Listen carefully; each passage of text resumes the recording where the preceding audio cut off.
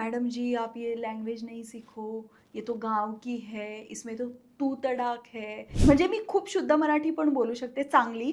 पण मी आजही जेव्हा माझ्या मम्मीशी बोलते, माझ्या मोठी आईशी बोलते, माझ्या गावातल्या लोकांशी बोलते, तेव्हा मी आमच्या लेवागणबोलीत बोलते. मला मराठी म्हणजे ती पुणेरीच आली पाहिजे असं काही आता राहिलं नाहीये. हे हरियाणाची पाटलीन काय कन्सेप्ट आहे? मी ना अशी साधीसुधी पोरगी आहे आणि त्या पॉडकास्टमध्ये मी छान असं स्कर्ट घालून छान ते मी शिकले पण होते, असं हात असं काय काय काय काय करायचं.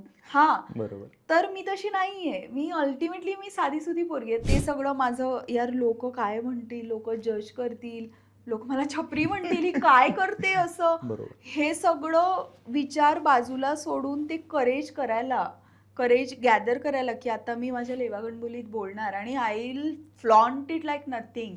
म्हणजे मी ते खूप प्राऊडनी बोलणार लोकांसमोर. ते व्हायला वेळ लागला सर. कलेक्टरची बायको आहे. कसं हे बोलणार? असं कसं करते? भाऊ म्हणे काम कवडीचं नसतं.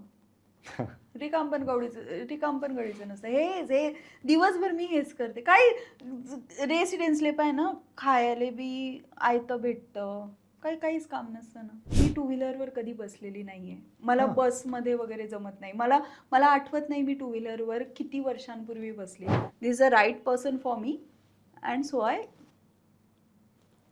मी पटवलं त्याला. मी न पाहिजे एक रील पाहिलं तर मी दिवसभर रीलच पाहत बसला.